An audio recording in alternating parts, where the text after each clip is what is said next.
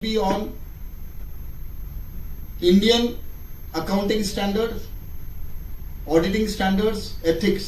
ये तीन background basic है, plus the Indian companies act, the Indian income tax act and the goods and service tax act. Institute of chartered account of India है, strong accountants बनाने हैं, and a chartered accountant will be like an MBBS.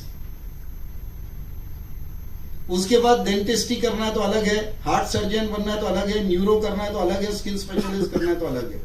Similarly, we are adding one layer of self-study, where after becoming CA, if you want to specialize in fraud and forensic, you can take that subject in self-study and do it.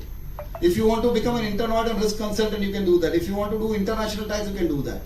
और सीट्यूट काफी सारे certificate courses देंगी जो अभी भी है. Diploma in information systems audit है, FAFD है, forensic accounting and fraud investigation detection.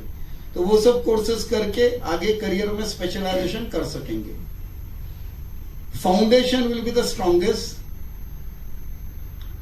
पास नहीं होते हो तो एक अटेम्प्ट, 2 अटेम्प्ट, बाद में you can go and do something else if you want to do in life. नहीं तो क्या होता था, लोगों की ये कंप्लेन थी कि पूरी जवानी लगा दी और CA नहीं बन पाए. तो फाउंडेशन नहीं हुआ, go ahead and do something else. Foundation हो गया तो then after 9 months do your intermediate और IPCC, which will be now 6 papers. And once you clear that, then only you start your articleship.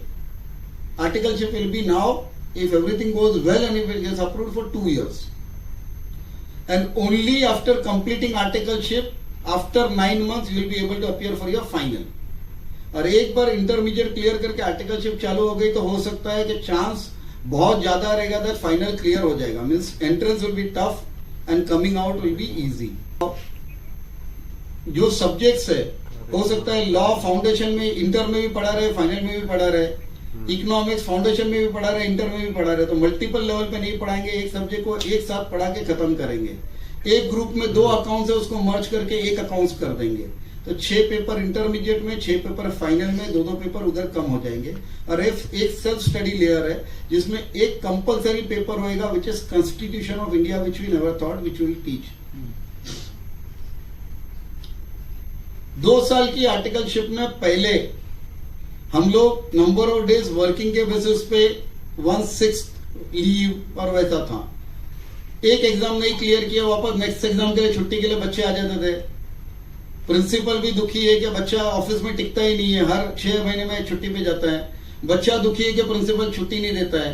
Then how to calculate 1/6, how to calculate 1/7, whether to pay stipend for that period और not. Principal wants stipend back, but institute says you need to pay. So there are so many complications. Now in 2 years only 12 days का छुट्टी, 12-12-24, that's it.